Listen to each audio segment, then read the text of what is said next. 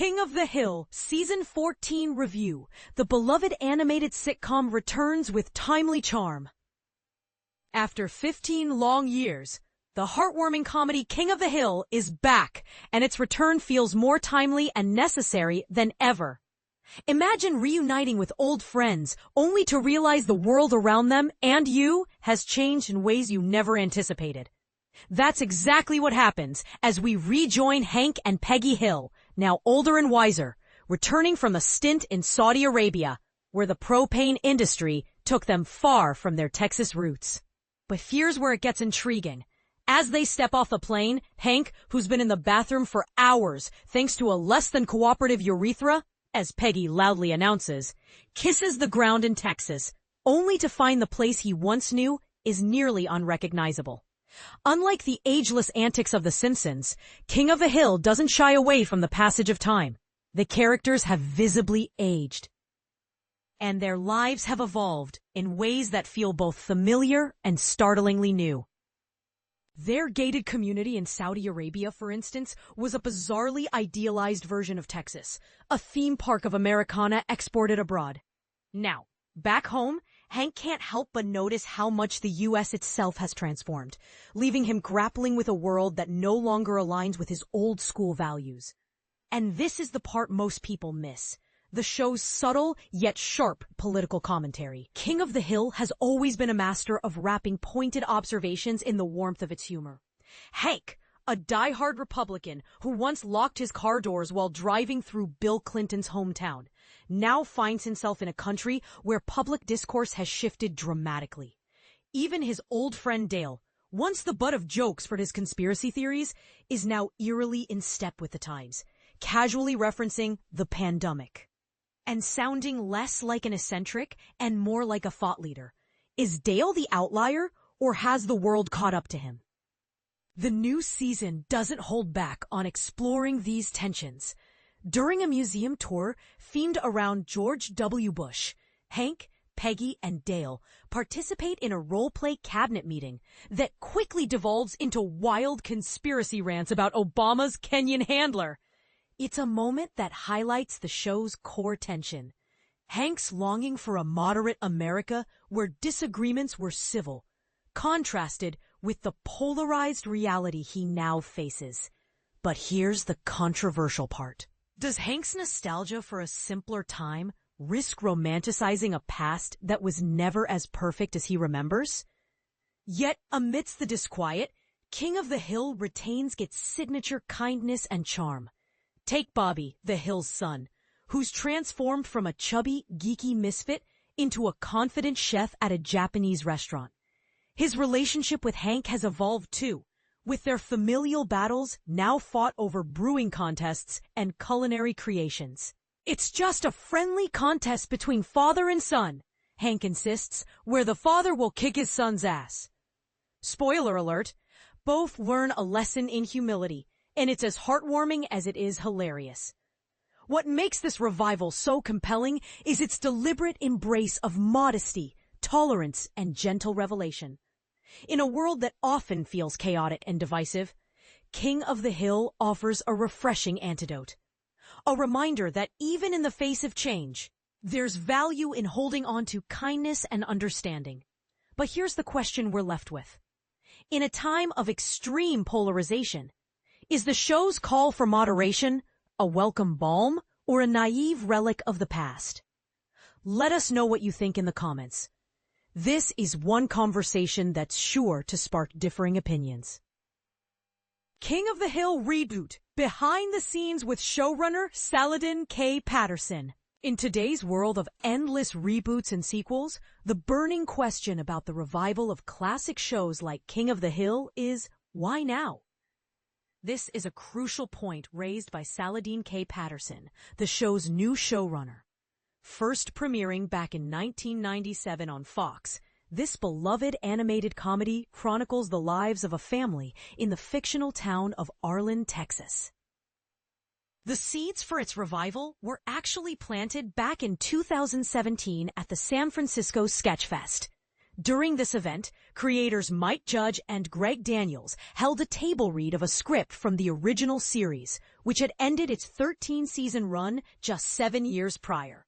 The enthusiastic response from fans was overwhelming, indicating a lingering interest in these characters and their storylines. Patterson reminisces about the excitement, recalling, "There's a continuous flow of memes online where fans wonder, how would Hank Hill react to this? That's always encouraging." After this moment of fan fervor, it took a lengthy 6 years to secure approval for a reboot, followed by an additional 2 years until it finally premiered.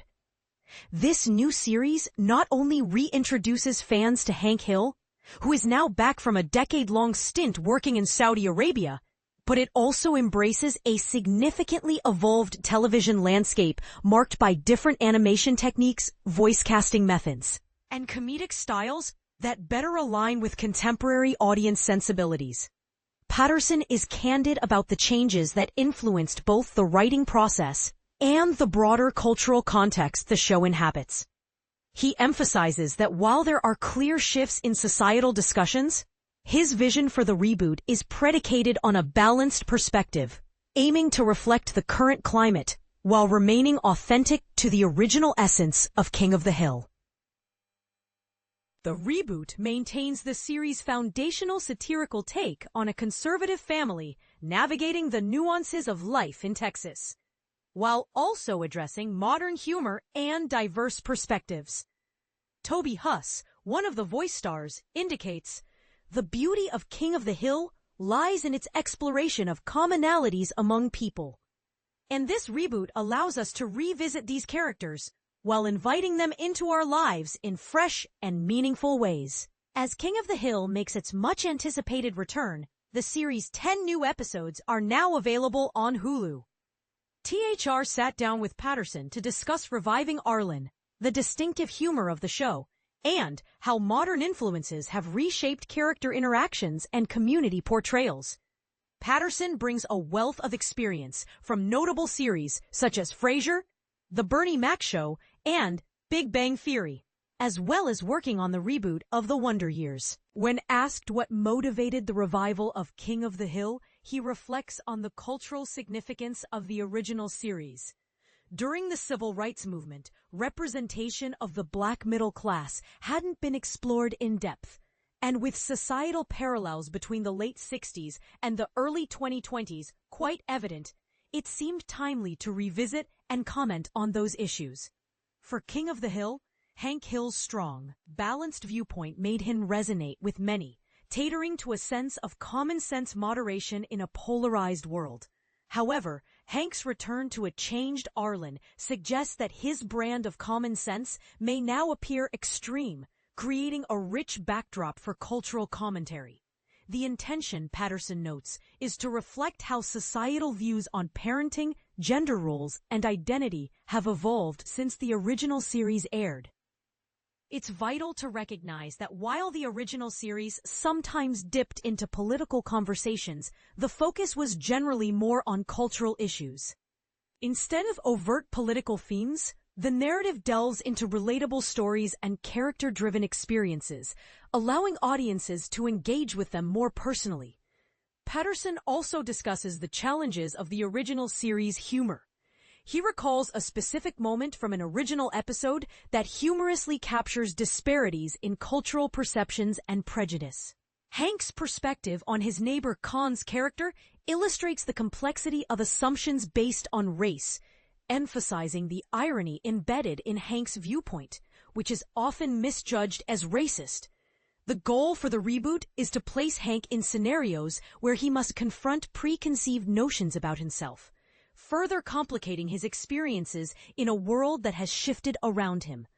When considering the transition from working with Fox to Disney, and the evolution from traditional broadcasting to streaming, Patterson acknowledges a multifaceted impact on the show. Fox gave a certain freedom to adult animation that was often boundary-pushing, while Disney's influence may impose stricter guidelines. Despite expectations for broader parameters at Hulu, creative choices had to remain respectful of the legacy, balancing authenticity with contemporary sensibilities. The modern distribution model also plays a role in how the stories unfold. Unlike the original's lengthy episode count, the new season will feature a tighter 10 episodes, allowing for increased focus and efficiency. Patterson believes having fewer episodes lets the writers hone in on core storylines without the filler that can often occur in longer seasons. As character dynamics expand to reflect today's culture, the writers are intentional about inclusivity. They sought to authentically introduce diverse characters, ensuring their casting reflected genuine experiences. A pre-production research trip to Dallas helped the team connect with the evolving community and diverse interactions in a city that refuses to be defined by outdated stereotypes. In terms of voice casting transitions, Toby Huss faces a unique challenge as he steps away from voicing Khan while continuing to portray Dale Gribble, a character originally voiced by the late Johnny Hardwick. Throughout the relaunch process, there was a collective consideration for both honoring the legacy of Hardwick and adapting to the new vision of the show. After consulting with the cast and carefully weighing the options, it felt right to have Huss bridge the gap for Dale out of respect and familiarity. Patterson acknowledges the weight of including characters like Luann and Lucky, who were once brought to life by past cast members Brittany Murphy and Tom Petty. The decision-making process about their continued presence in the series reflects a desire to honor their legacy, drawing on the sports analogy of retiring a jersey in their memory, rather than attempting a revival that wouldn't do them justice. When it comes to humor and pop culture references, the challenge is to ensure relevance without dating the material too quickly. Given the lengthy animation production timeline, the team must be cautious about incorporating current references. Patterson elucidates that maintaining character authenticity while incorporating contemporary themes ultimately enhances comedic effect without sacrificing timelessness. Dale Gribble, often seen as the resident conspiracy theorist, presents an added layer of complexity in today's climate of misinformation. Patterson argues for keeping Dale's character consistent, allowing him to serve as both a comedic foil and a reflective commentary on society's shifting norms around conspiracy theories. Lastly, the art style of the reboot has been a notable shift from the original's simpler 2D visuals to a more contemporary style. Patterson openly discusses the necessity for adaptation in animation technology, making it possible to present familiar landscapes and color palettes that will resonate with both new viewers and longtime fans alike. This revival of King of the Hill not only seeks to update beloved characters for a new generation, but also represents a commitment to responsible storytelling that engages with today's societal trends and dialogues. The series is now available for streaming on Hulu, inviting audiences old and new to rediscover the charm and humor that made it a classic.